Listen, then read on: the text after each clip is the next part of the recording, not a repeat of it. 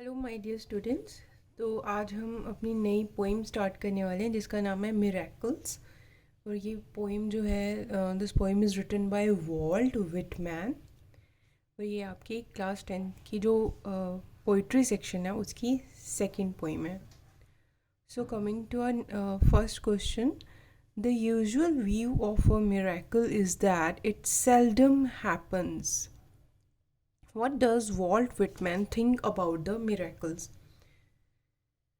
The usual view, usual होता है आम, व्यू होता है नज़रिया, मिरेकल, मिरेकल होता है चमत्कार, is that it seldom happens. Seldom happens मतलब जो कभी कभी होता है। चमत्कार क्या आपके साथ डेली होते हैं, हर वक्त होते हैं? नहीं होते ना, कभी कभी होते हैं। सेल्डम होता है कभी कभी, हैपन्स होता है घटना। What does Walt Whitman think about the miracles? Question है कि वॉल्ट विटमैन जो कि जिसने ये पोइम लिखी है मिरेकल्स, मिरेकल्स होता है चमत्कार, थिंक होता है सोचना, उसकी क्या सोच थी मिरेकल्स के बारे में, चमत्कार के बारे में?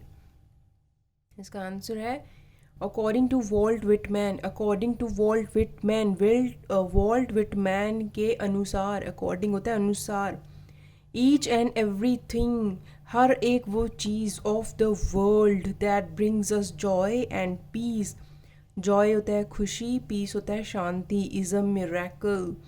एवरी ऑब्जेक्ट ऑफ नेचर, हर चीज़ नेचर की around him is a miracle. Walt Whitman के अकॉर्डिंग हर वो चीज़ इस दुनिया में जो हमें खुशी दे और शांति दे वो एक चमत्कार है, वो एक मिरेकल है। Every object of nature around him is a miracle, nature की हर चीज़ उसके लिए एक मिरेकल है। When you read the poem, you notice that some miracles are from nature, others are connected with people and city life. Make list of these. Notice how Whitman moves from one to another. Question है कि जो poem लिखी है poet ने miracles, तो उसको कुछ जो मिरेकल्स हैं वो नेचर से, कुदरत से नज़र आते हैं, कुछ जो हैं उसको लोगों से नज़र आते हैं, कुछ जो उसको सिटी लाइफ, सिटी होते हैं शहर, शहर की लाइफ में नज़र आते हैं। वो कौन कौन से मिरेकल्स हैं जो विटमैन को नज़र आते हैं?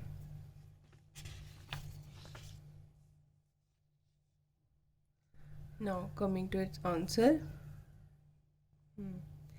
Whitman finds miracles everywhere. Whitman जो है उसको मिरेकल हर जगह दिखते हैं।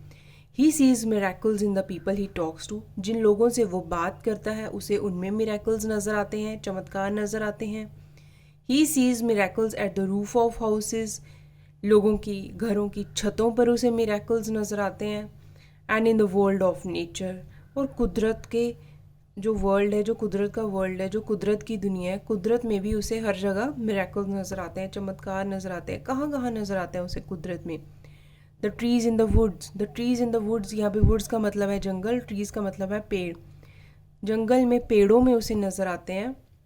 The honey bees moving around their hives, hives होता है छत्ता, जो हनी बीज का छत्ता होता है। हनी बीज होती है मधुमक्खी, मधुमक्खियाँ जो अपने छतों के आस इर्द गिर्द घूम रही हैं उसे उनमें मिरेकल नज़र आते हैं। The animals feeding in the fields, जो एनिमल्स फील्ड्स में खा रहे हैं, चर रहे हैं, उसे उसमें मिरेकल नज़र आते हैं। The beauty of the sunset, sunset शाम को जो सूर्य जब अस्त होता है उसे उसमें मिरेकल नज़र आते हैं, उसकी खूबसूरती में। मून में, ब्राइट स्टार्स में, ब्राइट होता है चमकीले, चमकीले स्टार्स में उसे मिरेकल नज़र आते हैं। All these are miracles to the poet, ये सब पोइट के लिए एक मिरेकल्स हैं, मिरेकल्स चमत्कार। Now coming to next question, question number third, what do the lines about Manhattan and the subway car tell us about Whitman's feeling for people? Manhattan, Manhattan एक जगह का नाम है, शहर का नाम है। और जो द सबवे कार है, सबवे कार हो गया कि जो लोगों को एक जगह से दूसरी जगह ले जाने वाली कार, बस या जो भी वहाँ का व्हीकल होता होगा, उसके बारे में विटमैन की क्या फीलिंग है, क्या नज़रिया है विटमैन का पीपल को लेकर, लोगों को लेकर।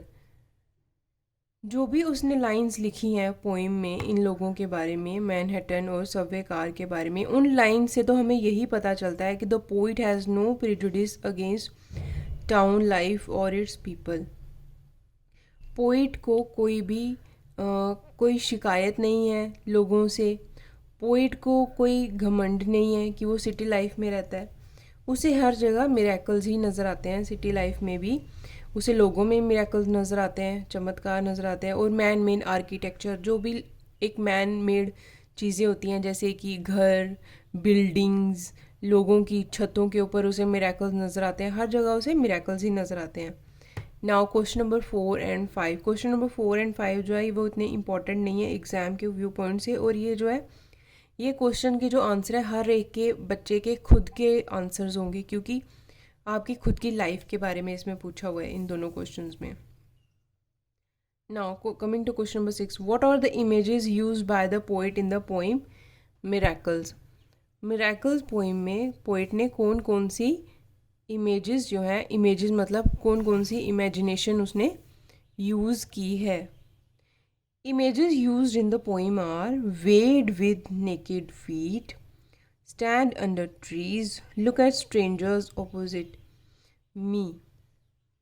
ये सब उसने जो लाइन्स है ये पोइम में यूज़ की हैं।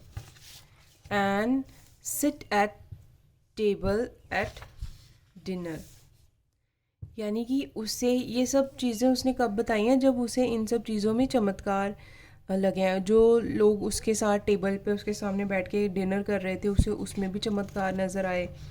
फिर उसे जो भी लोग उसके अपोजिट बैठे थे ट्रेन में तो उसे उसमें भी नज़र आते थे। फिर ट्रीज़ में नज़र आते थे, जंगल में नज़र आते थे, उसे हर चीज़ में उसे चमत्कार नज़र आते थे, जिस भी चीज़ से उसे शांति और खुशी मिलती थी।